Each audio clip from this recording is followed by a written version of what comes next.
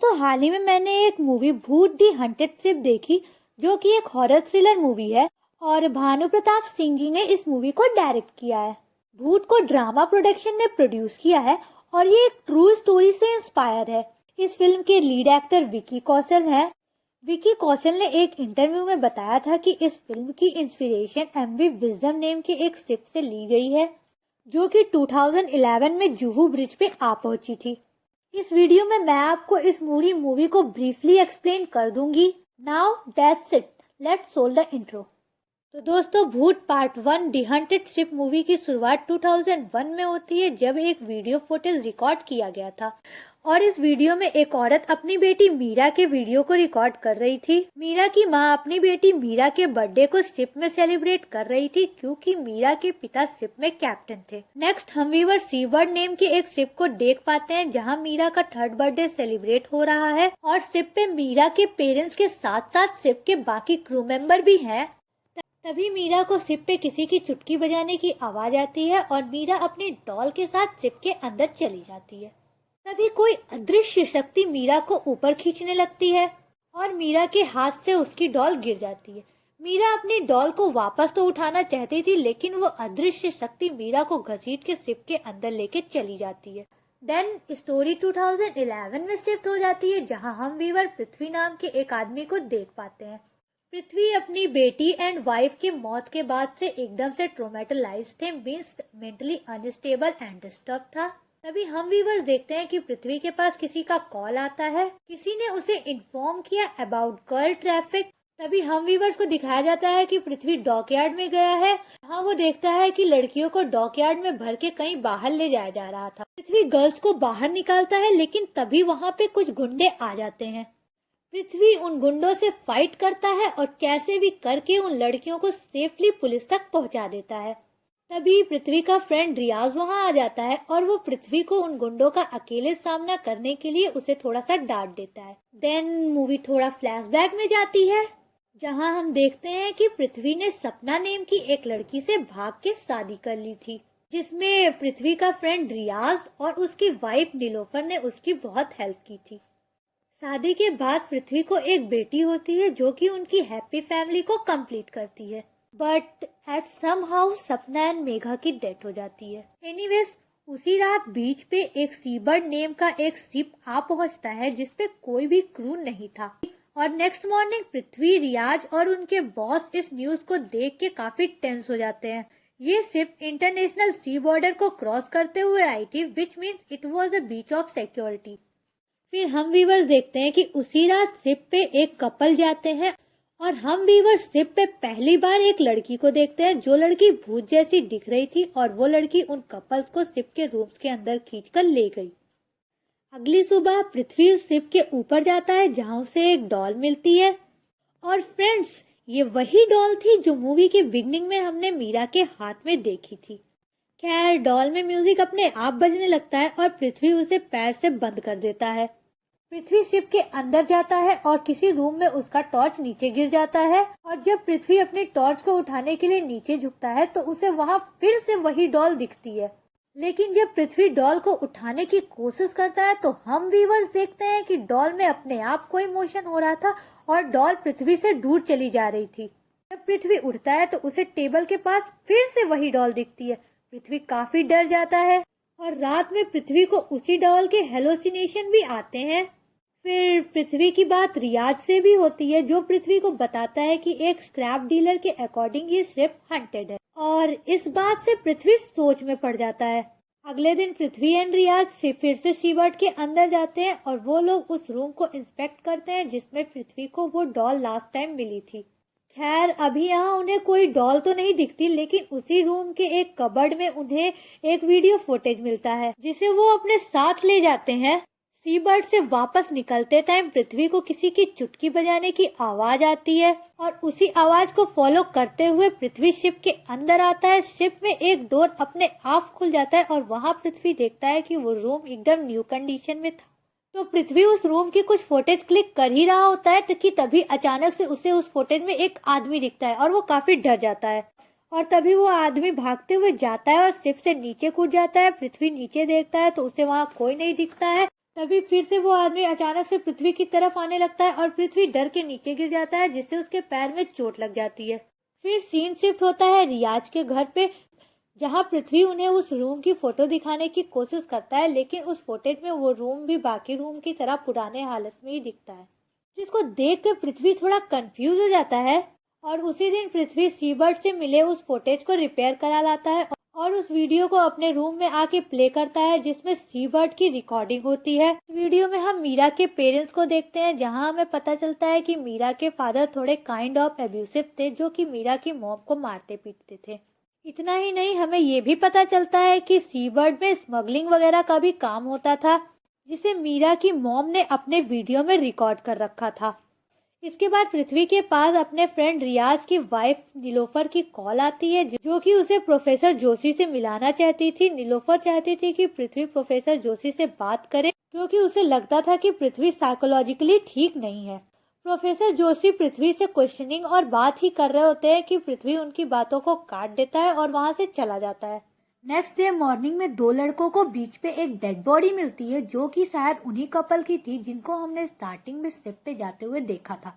और इस न्यूज के बाद हर तरफ अफरा तफरी फैल जाती है और पृथ्वी और रियाज के बॉस के ऊपर यह शिप को यहाँ से वापस भेजने का प्रेशर और भी बढ़ जाता है। पृथ्वी और रियाज स्क्रैप डीलर से फिर से मिलते हैं, जो कि उन्हें बताता है कि सी बर्ड हंटेड है। रिकॉर्ड के अकॉर्डिंग 2001 में सी बर्ड के सारे क्रू मेंबर्स गायब हो गए थे।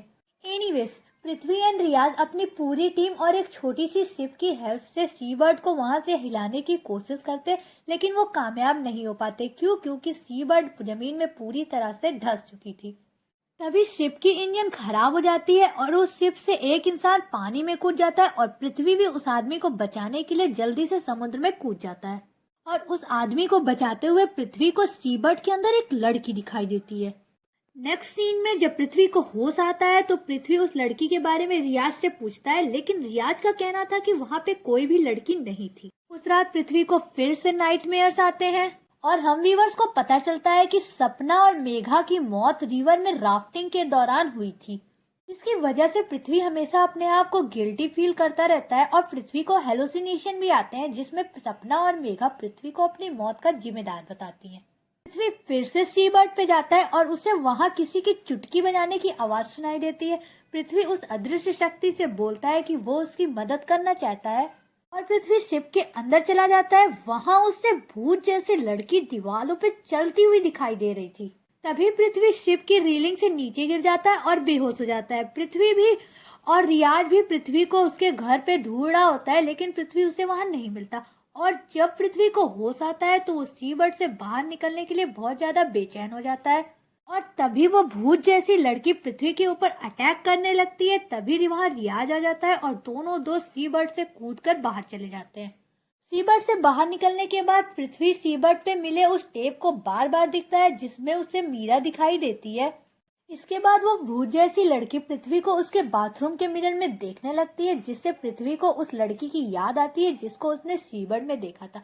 इसके बाद पृथ्वी सी बर्ड से मिले टेप को फिर से प्ले करता है, जिसमें वो देखता है कि मीरा के बर्थडे में शामिल पूरी क्रू सी बर्ड से नीचे समुद्र में कूद गई थी अपने आप ही।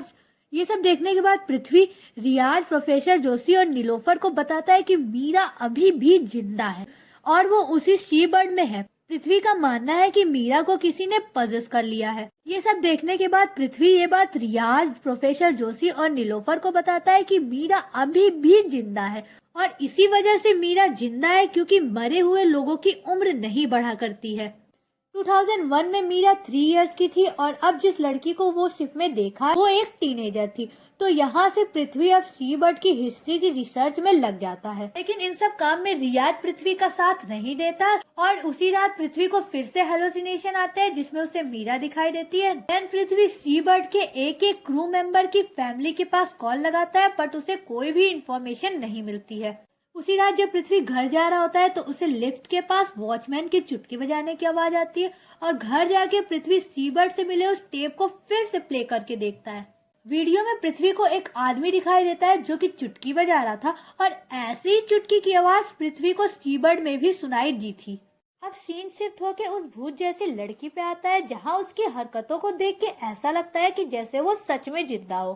कोई अनजान उसे आके रॉफिस देता है जिसे वो लड़की जल्दी जल्दी खाने लगती है। खैर पृथ्वी जाके प्रोफेसर जोशी को उस आदमी के बारे में बताता और पृथ्वी का कहना था कि हो ना हो इसी आदमी के घोस्ट ने मीरा को पजेस करके रखा हुआ है। प्रोफेसर जोशी का कहना था कि वो घोस्ट पृथ्वी से कुछ करवाना चाहता है, इसीलिए पृथ्वी को उस घोस्ट ने अभी तक नहीं मारा है। तभी वहाँ रियाज आ जाता है जिससे सीबर्ड के पुराने क्रू मेंबर के बारे में कुछ पता चल गया है। रियाज का कहना था कि ओमान में मिले रिकॉर्ड के अकॉर्डिंग 1998 में सीबर्ड में जो क्रू थी वही सेम क्रू 2001 में भी थी, लेकिन 2001 में जो क्रू थी उस क्रू में एक मेंबर एक्स्ट्रा था जिसका नाम वंदना था। रियाज वंदना की एक फोटो भी लाता है जो कि उसे रिसर्च के दौरान मिली थी। ये औरत और कोई नहीं बल्कि मीरा की मॉम थी। खैर पृथ्वी और प्रोफेसर जोशी चर्च में जाते हैं जहां वंदना से उन्हें पता चलता है कि सी बर्ड में स्मगलिंग का काम चलता था। ये बात वंदना को भी पता थी और सी बर्ड के कैप्टन जो कि वंदना के पति थे वो उसे फिजिकली एब्यूज करते थे। एक रात वंदना ने आत्महत्या करने की कोशिश की पर सीबर्ड के एक क्रू मेंबर जिसका नाम अमर था उसने उसे बचा लिया। दोस्तों अमर वही आदमी है जिसे सीबर्ड की टेप में हमने चुटकी बजाते हुए देखा था। वंदना पृथ्वी को ये भी बताती है कि कैप्टन स्मगलिंग का सामान एक सीक्रेट रूम में रखता था जिस रूम की सिक्योरिटी बहुत ज्यादा टाइट थी। बाहर का कोई भी इंसान उस रूम के बारे में नहीं जानता था। इसकी वजह से सीबर्ड की क्रू 1998 में पकड़े जाने के बाद भी छूट गई क्योंकि स्मगलिंग का सामान वहां किसी को मिला ही नहीं। इसके अलावा अगर स्मगलिंग के बारे में कोई बताने की कोशिश भी करता था तो कैप्टन उसे मरवा देता था।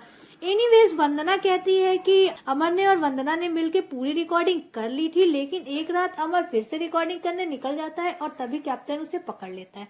अमर को बहुत ज्यादा टॉर्चर किया जाता है क्योंकि अमर ने रिकॉर्डिंग करके शिप में ही टेप कहीं छुपा दिया था और वंदना के हिसाब से 2 दिन बाद अमर की मौत हो जाती है। वंदना ये भी रिवील करती है कि मीरा अमर की और उसकी बेटी है। Anyway according to the Vandana captain ने वेक्टर को नेम के एक आदमी को काम दिया वो जाके अमर की बॉडी को समुद्र में फेंकते, पर एक दिन अचानक से वेक्टर खुद जाके समुद्र में कूद जाता है। वंदना का कहना था कि इतना कुछ होने के बाद भी वो कैप्टन के साथ इसलिए रही क्योंकि वंदना प्रेग्नेंट थी और कैप्टन ने भी अब उसे मारना पीटना बंद कर दिया था। खैर वंदना मीरा को बचाने के लिए सीबर्ड में जाने के लिए रेडी हो जाती है क्योंकि एक वही थी जो उन्हें सीक्रेट रूम तक पहुंचा सकती थी और उसका मानना था कि मीरा को अमर के घोस्ट ने जरूर उसी रूम में रखा है। नेक्स्ट सीन में हम लोग देखते हैं कि वंदना, प्रोफेसर जोशी और पृथ्वी रियाज उस सीबर्ड पे पहुंचे हैं और उनका प्लान था कि वो अमर की बॉडी को खोजेंगे और उसे आग लगा देंगे ताकि अमर की आत्मा को शांति मिल जाए। वंदना वॉकी टॉकी की हेल्प से उन तीनों को सीक्रेट रूम तक जाने का रास्ता बताती है। रियाज, पृथ्वी और प्रोफेसर जोशी तीनों अंदर जाते हैं, लेकिन वो लड़की जिसे अमर के घोस्ट ने पजेस किया हुआ था वो अचानक से आके अटैक कर देती है और प्रोफेसर जोशी और पृथ्वी से रियाज अलग हो जाता है। दूसरी तरफ वंदना को भी वही चुटकी बजाने की आवाज सुनाई देती है और वो मीरा को ढूंढते ढूंढते शिप के अंदर चली जाती है। शिप में वो लेवर के पास पहुंचती है जहां वो कुछ खोलने की कोशिश कर रही थी और उसको खोलने के बाद और जब लेवर मूव कर जाता है तो प्रोफेसर जोशी और पृथ्वी को सीक्रेट रूम मिल जाता है। तभी अचानक से प्रोफेसर जोशी पे अमर का घोस्ट अटैक कर देता है, लेकिन तभी वहां वंदना पहुंच जाती है। जब पृथ्वी वंदना का हाथ पकड़ता है तो उसे एक विजन दिखता है जिसमें पृथ्वी को पता चलता है कि वंदना ने ही अमर को मारा है। जी हाँ दोस्तों, कैप्टन ने नहीं बल्कि वंदना ने अमर को मारा है ताकि कैप्टन को वंदना की सच्चाई के बारे में कुछ भी पता न चले। एनीवेज दूसरे सीन में हम देखते हैं कि रियाज सीबर्ड की एक डेप पे पहुंचता है जहां उसे याद आता है एक रिपोर्ट के अकॉर्डिंग सीबर्ड से डीजल लीक हो रहा था। रियाज डीजल की लेवर को खोल देता है ताकि सीबर्ड के नीचे वाले सीक्रेट रूम में डीजल फिल हो जाए। खैर वंदना अमर के घोस्ट से माफी मांगती है लेकिन अमर उसे मार देता है। उसी बीच प्रोफेसर जोशी को मीरा मिलती है जो कि बेहोश पड़ी हुई थी। तभी अमर का घोस्ट प्रोफेसर जोशी पे अटैक करने लगता है। तभी अचानक से पृथ्वी को अमर की सड़ी हुई बॉडी रीलिंग से लटकती हुई मिलती है और वो कुछ भी कैसे भी करके वहां पे आग लगा देता है ताकि आग की लपटें उसकी बॉडी तक पहुंच जाए और उसकी बॉडी जल के नष्ट हो जाए। तभी उसकी बॉडी वहां जलने लगती है और अमर का घोस्ट जिसने की पृथ्वी पे अटैक कर दिया था वो भी धीरे धीरे नष्ट होने लगता है। और इसके बाद पृथ्वी कैसे भी स्विमिंग करके मीरा को सीबर्ड से बाहर निकाल देता है और नेक्स्ट सीन में हम देखते हैं कि मीरा पृथ्वी के घर पे है, जहाँ पृथ्वी उसे फोक से मैगी खाना सिखा रहा था। दैट मीन्स दैट मीरा पृथ्वी के साथ ही रहेगी और पृथ्वी उसका पालन पोषण करेगा। और मूवी यहीं पे खत्म हो जाती है।